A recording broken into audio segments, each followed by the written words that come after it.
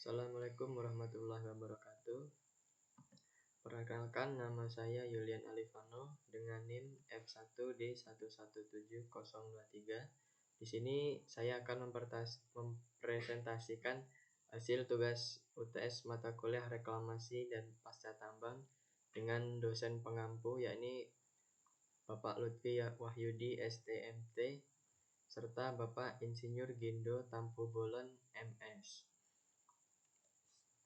Dengan judul yakni Keberhasilan Reklamasi dan Pasca Tambang dalam Pertambangan Minerba berdasarkan Permen ESDM nomor 07 tahun 2014. Oke, nextnya. Nah, seperti yang kita ketahui, berdasarkan Permen ESDM nomor 7 tahun 2014, reklamasi memiliki pengertian sebagai berikut, yakni kegiatan yang dilakukan sepanjang tahapan usaha pertambangan untuk menata, memulihkan, dan memperbaiki kualitas lingkungan dan ekosistem agar dapat berfungsi kembali sesuai peruntukannya.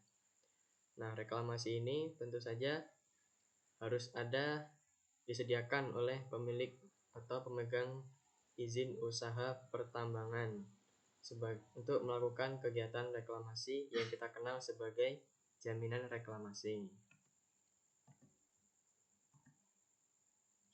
Nah, menurut Permen ESDM nomor 7 tahun 2014, dalam pertambangan minerba ada 2 tahap keberhasilan reklamasi, yakni pada tahap eksplorasi dan operasi produksi, serta keberhasilan pasca tambang.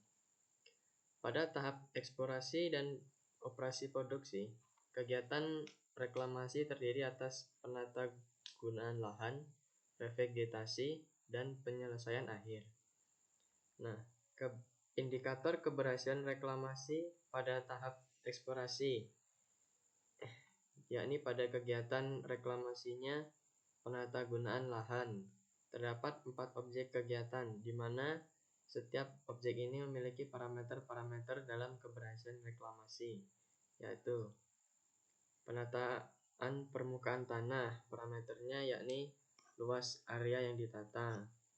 Penimbunan kembali lahan bekas kegiatan eksplorasi, parameternya bekas lubang bor, bekas kolam pemboran, bekas sumur uji, dan bekas parit uji.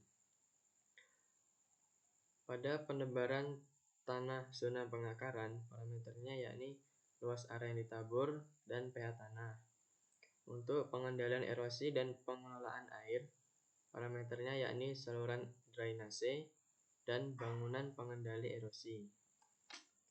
Pada objek kegiatan revegetasi,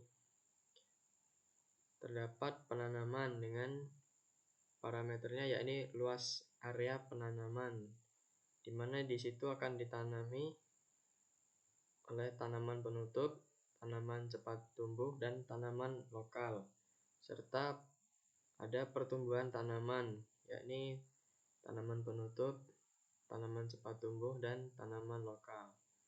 Lalu kegiatan terakhir dari reklamasi yakni penyelesaian akhir, terdapat penutup tajuk, serta pemeliharaan dengan parameternya yakni pemupukan, pengendalian gulma, hama, dan penyakit.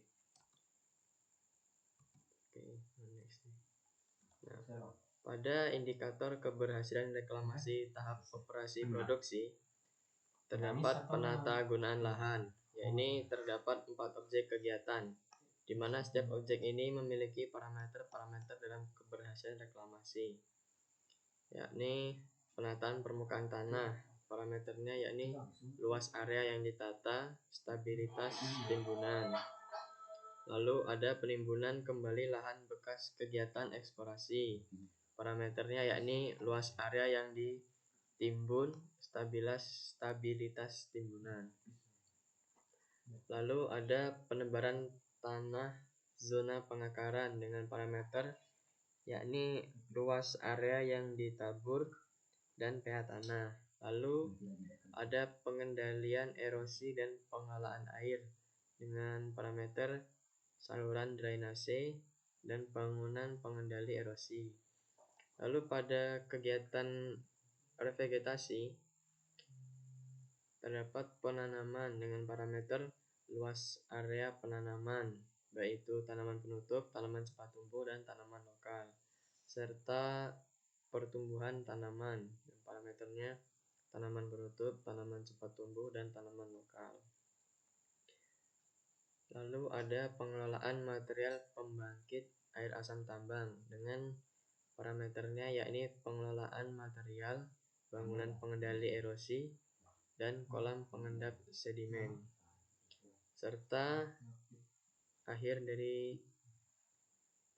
objek kegiatan ini yakni penyelesaian akhir, yakni ada penutup tajuk dan pemeliharaan dengan parameter yakni pemupukan, pengendalian gulma, hama, dan penyakit serta penyulaman. Nah, pada akhir suatu dari tambang pastinya ada yang namanya pasca tambang. Nah, berdasarkan Permen nomor 7 tahun 2014, jaminan pasca tambang memiliki pengertian yakni dana yang disediakan oleh pemegang izin usaha pertambangan atau izin usaha pertambangan khusus sebagai jaminan untuk melakukan kegiatan pasca tambang.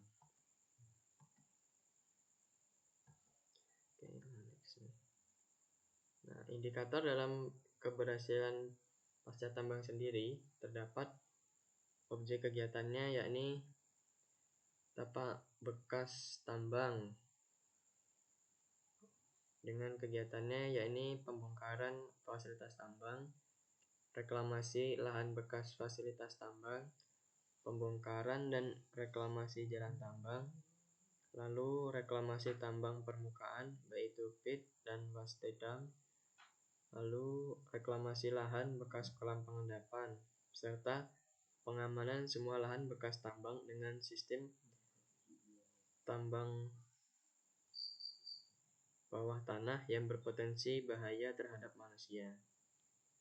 Lalu pada kegiatan pasca tambang fasilitas pengelolaan dan pemurnian terdapat kegiatannya yakni pembongkaran fasilitas pengolahan dan pemurnian, reklamasi lahan bekas fasilitas pengolahan dan pemurnian, lalu ada reklamasi lahan bekas kolam tiling dan upaya stabilisasinya, lalu ada reklamasi lahan bekas timbulan komoditas tambang, serta pemulihan tanah yang terkontaminasi bahan kimia, minyak, bahan berbahaya dan beracun, serta limbah bahan berbahaya dan beracun. Nah, pada kegiatan pasca tambang fasilitas penunjang terdapat objeknya yakni reklamasi lahan bekas landfill, pembongkaran sisa bangunan, transmisi listrik, pipa pelabuhan baik udara maupun air, serta fasilitas lainnya. Lalu ada reklamasi lahan bekas bangunan, transmisi listrik, pipa pelabuhan udara dan air, serta fasilitas lainnya. Pembongkaran peralatan, mesin serta tangki bahan bakar minyak dan pelumas. Lalu penanganan sisa bahan bakar minyak, pelumas serta bahan kimia. Juga ada reklamasi lahan bekas tanah transportasi. Lalu reklamasi lahan bekas bangunan dan fondasi beton, serta pemulihan tanah yang terkontaminasi bahan kimia, minyak, bahan berbahaya dan beracun, serta limbah bahan berbahaya dan beracun. Berikutnya yakni pengembangan sosial, budaya, dan ekonomi.